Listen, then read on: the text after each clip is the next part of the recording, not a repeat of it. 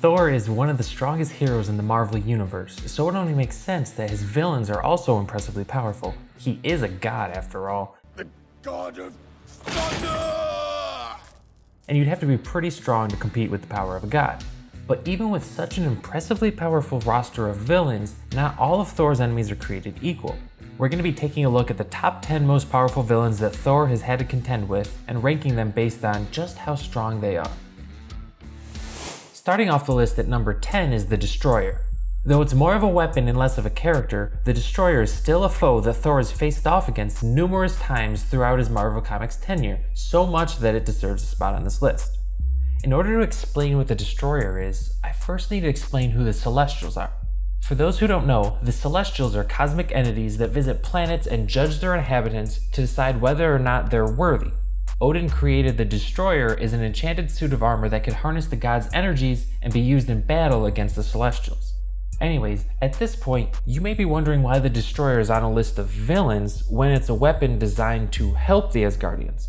Well, despite being created to face the Celestials, the Destroyer has mostly been stolen and utilized by a wide array of villains for their own purposes, especially when that purpose is to defeat Thor, Odin, or Asgard.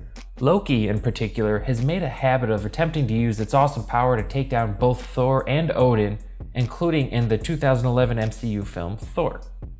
Now, even though the armor failed in its purpose of taking down the Celestials, being designed for such an ambitious purpose means the Destroyer still packs a punch. It was imbued with the magical energy of the gods themselves, including Odin and Zeus, giving it immense power, like super strength, speed, and durability, as well as the ability to shoot out bolts of energy. Its most destructive power, however, is a beam fired from the helmet capable of disintegrating its targets. An important thing to remember, though, is that it is a weapon, so its user's abilities play a huge role in determining just how strong the Destroyer is. The stronger the user, the larger the Destroyer's capabilities.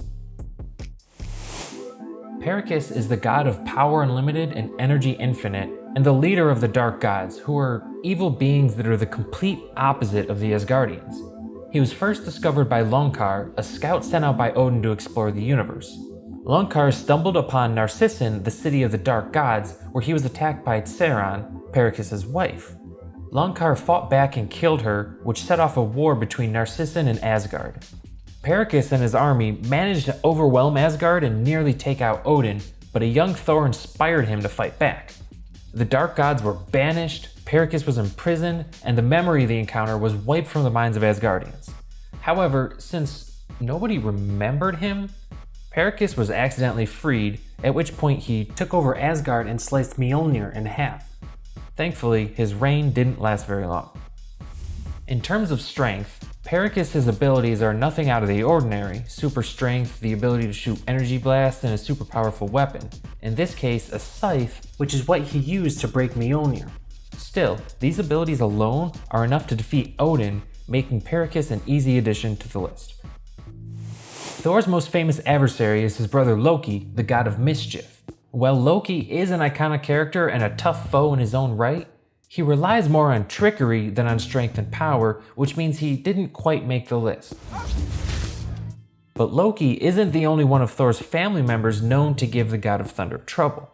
One of the newest characters on this list, Cul Borson, aka the Serpent, is the Norse god of fear, the older brother of Odin, and the uncle of Thor and Loki. In terms of power, being an Asgardian god, Cul Borson possesses the usual qualities that come with it, such as superhuman strength, speed, agility, and reflexes. However, due to his bloodline as the brother of Odin, these abilities are amplified even further, raising him far above the typical levels of Asgardian abilities. In a famous example, during a battle with the Avengers, Cul broke Captain America's shield in half with his bare hands. Another noteworthy trait of Cul Borson is his ability to transform himself into a giant serpent, hence his nickname, the Serpent. However, his most notable trait is his ability to feed upon the fear of others. Consuming fear both increases his strength and makes his body more youthful. The more fear present, the greater the effect. Kurse is a dark elf and servant of Malekith who possesses immense physical strength. Originally known as Algrim, he was selected by Malekith to do battle with Thor when the god of thunder came to rescue an Asgardian named Lorelei. However, during their battle, Malekith opened a trapdoor which dropped both Thor and Algrim into a pit of lava. Thor escaped by using Mjolnir, while Algrim fell into the pit and developed amnesia due to the intense heat. Not realizing that it was actually Malekith who spelled his doom, he swore to get revenge on the Asgardian god.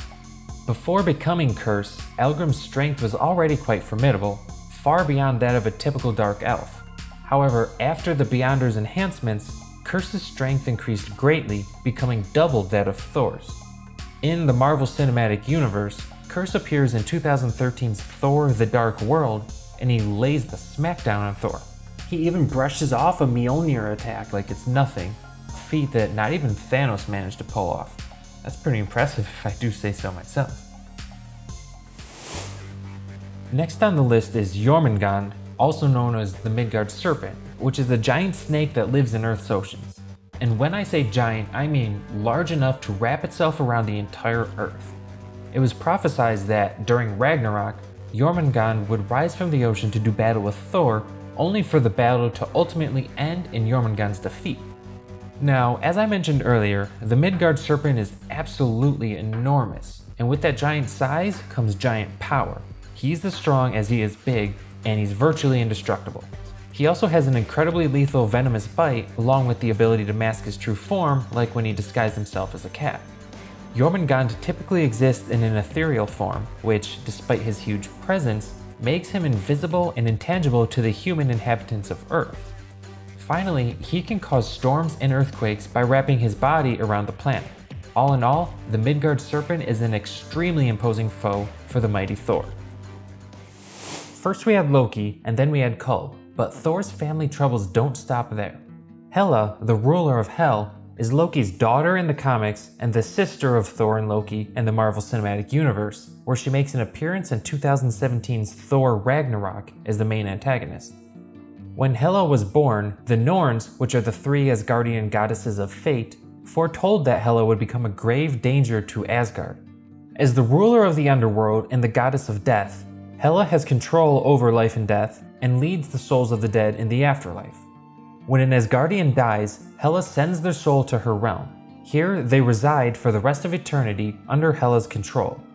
In her quest for power, Hela's ambitions have driven her to try to take the souls of both Thor and Odin, which is no easy task. At one point, Hela cursed Thor, removing his ability to heal himself. After he received a thorough butt-kicking from the Midgard Serpent, Thor returned to Hela in the Destroyer armor, and their combined powers managed to overwhelm her. She relented and restored Thor to his normal self. She even had a brief romance with Thanos when she allied herself with him in a bid to reclaim her territory after she lost it to Angela, the daughter of Odin and Freya. Hela, though technically a frost giant, is considered an Asgardian and possesses all of the standard powers of Asgardians. Her status as goddess of death also grants her immortality and a touch of death, where she can end any being's life simply by touching them.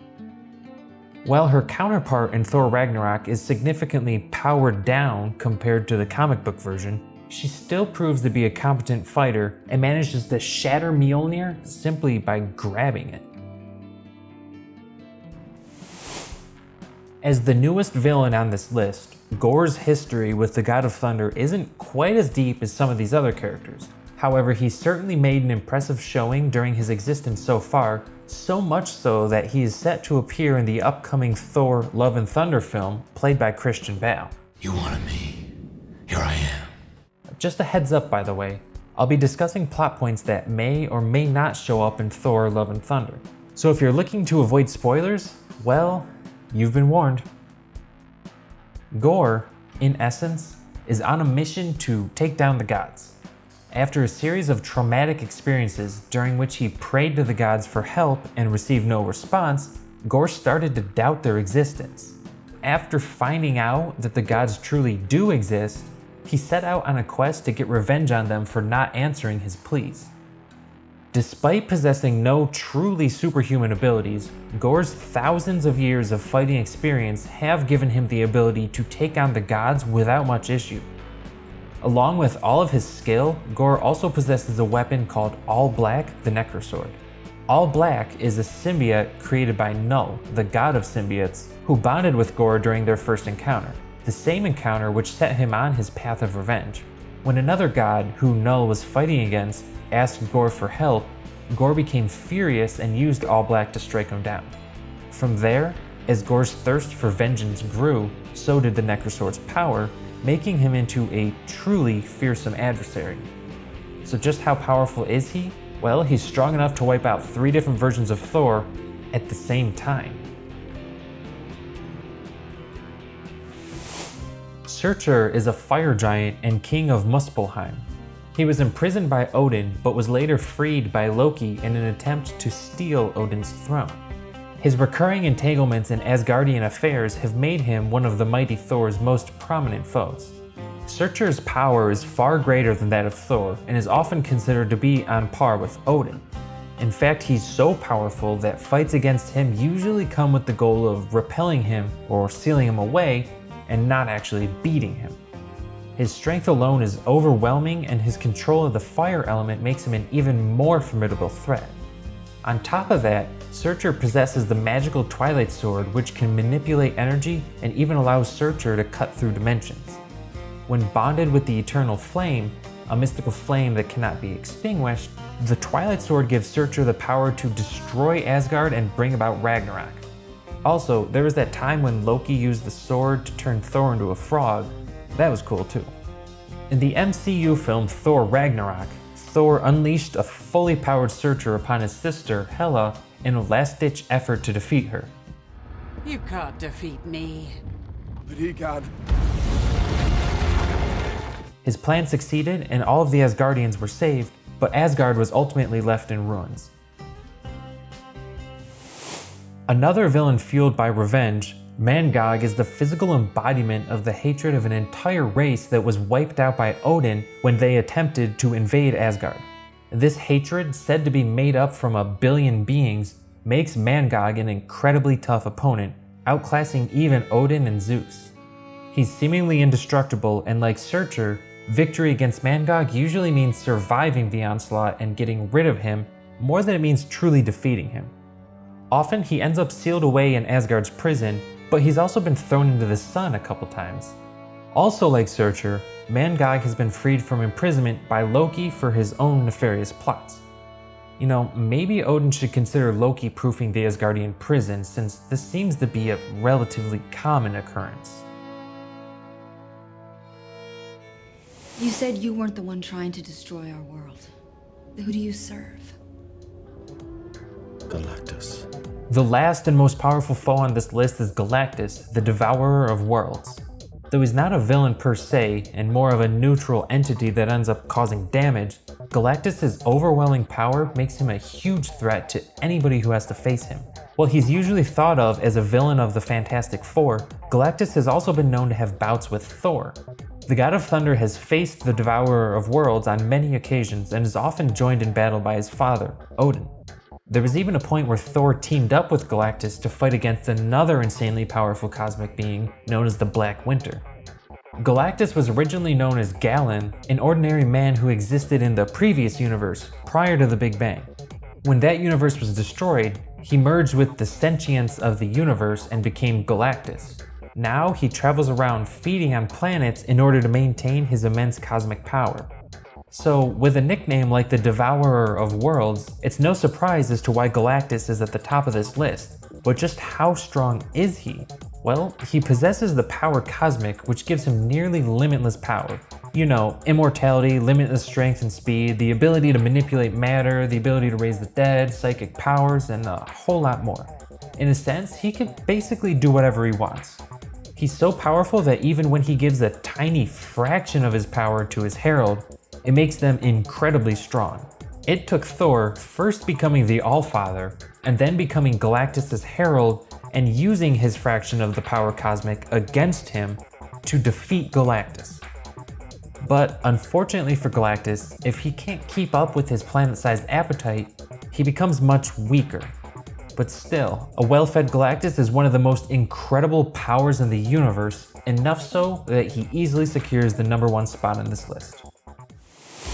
And there you have it, the 10 most powerful Thor villains. Do you agree with my ranking?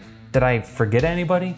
Are you as excited to see Gorr in Thor Love and Thunder as I am? Let me know in the comments below. Thanks for watching.